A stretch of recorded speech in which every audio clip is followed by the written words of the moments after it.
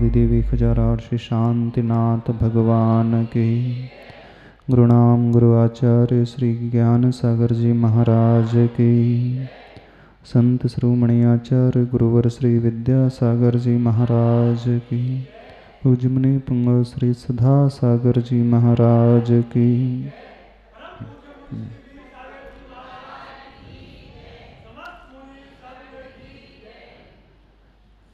Page number 72, 72 page. मुखमाटी का प्रथम खंड। शंकर नहीं वर्ण लाभ। यह टाइटल वाला खंड अपनी अंतिम पड़ाव की ओर। प्रसंग उस शिल्पी का जल कुएं से निकालने का है, और जब वह बाल्टी नीचे पहुंचती है, उसे देखते हुए मछलियों के मन में क्या क्या विचार आते हैं, यह प्रसंग आचार्य भगवान ने बहुत सुंदरता से वर्णित किया है। वह एक मछली जो अपने उद्धार के लिए, उत्थान के लिए तैयार हो गई, जो ये समझ गई थी कि मेरी यात्रा आज तक कीचड़ में थी, गड्ढे में थी, अंधकार में थी। एक संकल्पित होते हुए मन में दृढ़ संकल्प को धारण करते हुए इस अंधकूप से निकलने के लिए उसने पुरुषार्थ किया। आगे का वर्णन। अब इस पर उसकी सखी बोलती है, कथनचित बात सच है तुम्हारी, परंतु हमारे भक्षण से अपनी ही जाति यदि पुष्ट संतुष्ट होती है तो वह इष्ट है, क्योंकि अंत समय में अपनी ही जाति काम आती है। शेष सब दर्शक रहते हैं दार्शनिक बनकर, और विजाति का क्या विश्वास। आज श्वास श्वास पर विश्वास का श्वास घुटता सा देखा जा रहा है प्रत्यक्ष। और सुनो, बाहरी लिखावट सी भीतरी लिखावट माल मिल जाए फिर कहना ही क्या। यहाँ तो मुँह में राम, बगल में बगुला छलती है। जब वह मछली उस बाल्टी में यह लिखे हुआ देखती है, धम्मो दया विशुद्धो धम्मम शरणम गच्छामि, उसके मन में ये भाव आते हैं कि यही मुझे शरण प्राप्त लेना है, इसी धर्म की शरण में, जो दया रूपी धर्म है उसी की शरण लेना है। उसे देखते ही उसके मन में ये संकल्प उठा था कि यहीं से मेरा उत्थान प्रारंभ होगा। लेकिन उत्थान तब होगा जब मैं अपनों को और अपने वालों को छोड़ करके एक कठिन निर्णय लूँगी। उस संसार को छोड़ करके जहाँ आज तक जीवन बिताया है, जिन लोगों के साथ रही हूँ, उस राग को तोड़ करके, उस भाव को छोड़ करके अपने आत्म कल्याण के लिए उस विराग परिणति को जगाऊंगी, यानी उस वैराग्य के भाव से भरूंगी, तभी यह संभव हो सकता है। और उसने निर्णय ले लिया था उस कुएं को छोड़ करके बाल्टी में बैठ करके ऊपर जाने का। तभी दूसरी मछलियां उसे समझा रही थी कि किसी दूसरों के पास, विजाति के पास जाओगे तो खतरा बहुत रहता है। अपने वालों के साथ रहोगे, कथनचित अपने वाले यदि हमसे छल भी कर ले, हमें मार भी दे, तो कहलाएंगे तो अपने ही वाले। आखिर अपने ही वाले हमारा पोषण करते हैं, और उनके द्वारा हमारा थोड़ा बहुत शोषण हो भी जाए तो हम मान करके चलेंगे हम उनके उत्थान में सहायक सिद्ध हुए। और यह क्या भरोसा कि दूसरा हमें सहायता दे अथवा ना दे, दूसरी हमारे मदद करे अथवा ना करे, कहीं छल तो नहीं है। बस इसी बात को वह मछलियाँ जो सहेलियों के रूप में थी उसे समझा रही हैं कि तुम इस कुएं को छोड़ करके मत जाओ, क्या पता भविष्य कैसा हो। जब जब कोई व्यक्ति बनी बनाई रीति रिवाजों को तोड़ करके आगे बढ़ने की कोशिश करता है, एक नए ही दिशा का चुनाव करता है, नए ही क्षेत्र में प्रवेश करने की भावना भाता है, बहुत सारे लोग उसे रोकते हैं। आने वाली अड़चनों से उसे अवगत कराते हैं, आने वाले डर से उसे डराते हैं, आने वाली परिस्थिति से उसे भयभीत करने की कोशिश करते हैं। खासकर तब जब व्यक्ति अपने उत्थान के लिए आगे बढ़ता है, खासकर तब जब व्यक्ति इस राग की बेड़ी को छोड़ करके वैराग्य की ओर पथ पर कदम बढ़ाता है, जब अपने उस पतन को छोड़ करके अच्छा सा निर्णय करके आगे बढ़ने की कोशिश करता है, जब आप लोग कोई नियम आदि धारण करते हो, कोई तपस्या आदि अंगीकार करने की कोशिश करते हो, तो आपको प्रोत्साहित करने वाले कम और डराने वाले ज़्यादा मिल जाते। क्या कर रहे हो, पता नहीं क्या हो जाए, है ना, ऐसे ही होता है। और खासकर जहाँ कोई भी नहीं है तो वहाँ व्यक्ति पहले डराता है। और जब जब हम इस प्रकार के वाक्यों को सुनते हैं, इस प्रकार की विचारधाराओं से प्रभावित हो जाते हैं, इस प्रकार के लोगों के शब्दों को सुनते हैं, तो वैसे ही व्यक्ति कमज़ोर तो रहता है, उनके शब्दों को सुनकर के थोड़ा सा और पीछे हटने लग जाता है। जब आप कोई व्रत लेते हो, व्रत उपवास आदि करते हो, कोई संकल्प लेते हैं, तो आपके घर के लोग आपको प्रोत्साहित करते हैं। हाँ, क्या कहते हैं, क्या कर रहे हो, शरीर देख लो, कितनी परेशानी होगी उपवास में, कितना कठिन होता है, मौसम कैसा है। यानी एक दिन के उपवास में, एक दिन की साधना में प्रोत्साहित करने वाले मिलते हैं कि हतोत्साहित करने वाले मिलते हैं? हाँ, डिमोटिवेट करने वाले ज़्यादा मिलते हैं, मोटिवेट करने वाले तो कम ही मिलते हैं। जब एक दिन की बात है और जहाँ जिंदगी के उत्थान की बात हो तो क्या होता है, बस वही हुआ रहा है जैसा संसार में सबके साथ होता है। वो अन्य सारी मछलियाँ उसे समझा रही हैं, क्यों रिस्क ले रही हो भैया, पर there is no gain without pain. बगैर रिस्क लिए दुनिया में कुछ मिलता ही नहीं है, बगैर कष्ट सहे दुनिया में आनंद आता ही नहीं।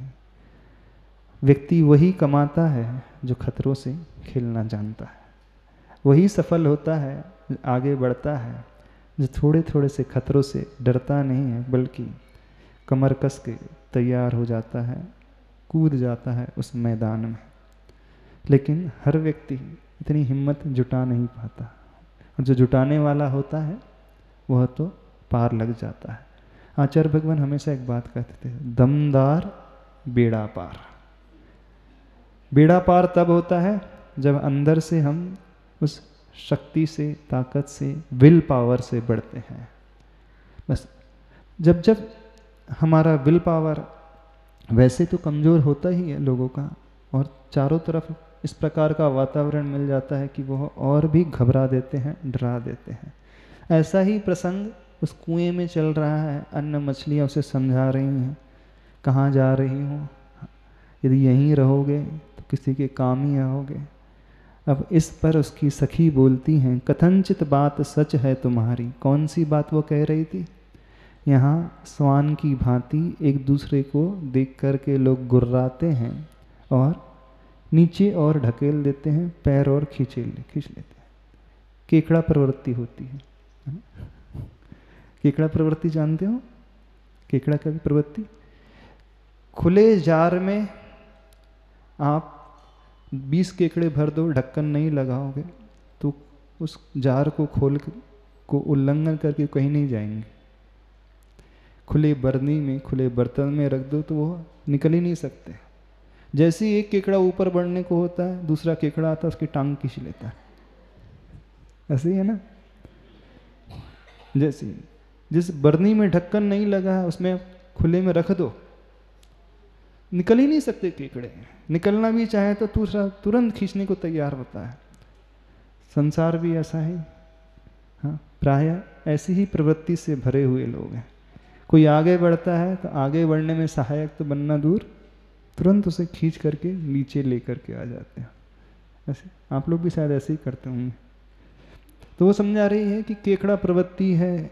मछली बोल रही है यहाँ पर अपने वाले ही अपने का शोषण करते हैं। तब सारी मछलियाँ उसे समझा रही हैं, कथनचित बात सच है तुम्हारी, परंतु हमारे भक्षण से हमारी ही जाति यदि पुष्ट संतुष्ट होती है तो वह इष्ट है। यदि हमारे बलिदान से किसी को जीवन मिलता है, हमारी ही जाति पुष्ट हो रही है, फल फूल रही है, तो हमें तो इष्ट ही है, हमें इसमें कोई विरोध नहीं है, क्योंकि अंत समय में अपनी ही जाति काम आती है। कितने अच्छे से समझाते हैं लोग, अपने वाले ही काम आते हैं, अपना खून अपना ही होता है, पराया तो पराया ही होता है, अपनों के साथ ही रहो। कब? जब वह इस संसार के बंधन को तोड़ करके आगे बढ़ना चाहता है, तब व्यक्ति इमोशनल ब्लैकमेल करते हैं। इमोशनल ब्लैकमेल समझते? नहीं समझते? भावनात्मक तरीके से ब्लैकमेल किया जाता है। वैसे ही चल रहा है प्रसंग। अंत समय में अपनी ही जाति काम आती है, शीर्ष सब दर्शक रहते हैं दार्शनिक बनकर। सारी दुनिया सिर्फ देखती है तमाशा, उसके अलावा कुछ नहीं करती है। और विजाति का क्या विश्वास, जो हमारा अपना नहीं है उसका क्या भरोसा।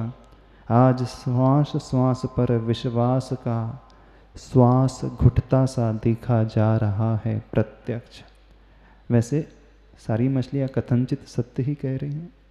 आज हर श्वास पर विश्वास जो है अपने अपने दम को घुटता हुआ नष्ट करते जा रहा है। हर एक का विश्वास जो है रह ही नहीं पाता, क्या पता कौन कब धोखा दे जाए। आज श्वास श्वास पर विश्वास का श्वास घुटता सा देखा जा रहा है प्रत्यक्ष। और सुनो, बाहरी लिखावट सी भीतरी लिखावट माल मिल जाए फिर कहना ही क्या। जो बाहर लिखा है, जैसी बाहर पैकिंग है, अंदर वैसी ही क्वालिटी मिल जाए बहुत डिफ़िकल्ट है। एक डुप्लीकेसी का ज़माना है, हाँ, सब नकल का ज़माना है, बेवकूफ़ बनाने का ज़माना है, ठगने का ज़माना है। कौन व्यक्ति कब ठग जाए किसको बोल करके। बाहर कुछ और होता है, लिखा कुछ और होता है, अंदर कुछ और मिलता है। मेड इन यूएसए लिखने में क्या जाता है। तो भरोसा नहीं भैया लिखा क्या है और अंदर वास्तव में वही माल है कि नहीं। तो आपके यान में उस बाल्टी में लिखा तो है धम्मो दया विशुद्धो धम्मम शरणम गच्छामि, पर कोई गारंटी नहीं है जैसा लिखा है वैसा ही भीतर भी हो, जैसा प्रदर्शित किया जा रहा हो वैसा भी वो अंदर से भावना भाने वाला व्यक्ति हो, कोई गारंटी नहीं है। फिर कहना ही क्या, यहाँ तो मुंह में राम बगल में बगुला छलती है। मुंह में राम और बगल में कहावत है छुरी। बगुला छलती है मतलब जैसे बगुले की प्रवृत्ति होती है। देखा कभी बगुलो क्या? कभी देखना ध्यान से, उसके आसन लगाने के तरीके को देखना, उसकी ध्यान की मुद्रा को देखना। कौन उस आसन को लगा पाएगा? एकदम ऐसा लगता है कि साक्षात केवल ज्ञान होने ही वाला है। एकदम निष्पन्द हो करके, गर्दन भी नहीं हिलती है और एक पैर ऊपर करके, बिल्कुल वैसा ही आसन। लेकिन अभिप्राय कब वो मछली आए और कब मैं उसको पकड़ूं। जो बगुला प्रवृत्ति होती है यही प्रवृत्ति होती है। बिल्कुल अभिप्राय कुछ और ही होता है, लेकिन बाहर देखने में कुछ और ही आता है।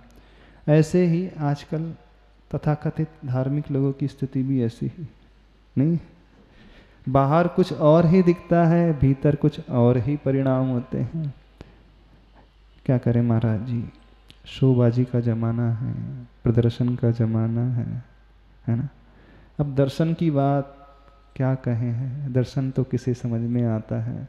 दुनिया को तो सिर्फ बाहरी आकर्षण नजर आता है, बाहर का वातावरण दिखाई देता है, उसी में संतुष्टि मिलती है। तो वैसे ही हम लोग भी बन गए हैं।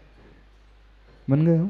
गर्दन हिला रहे हैं महाराज जी। बिल्कुल वैसे ही हम लोग, हाँ बिल्कुल वैसे ही प्रवृत्ति हो गई है।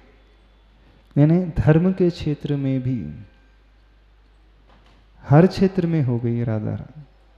मंदिर में भी, धर्म के क्षेत्र में भी, पूजन में भी, अभिषेक में भी, स्वाध्याय में भी।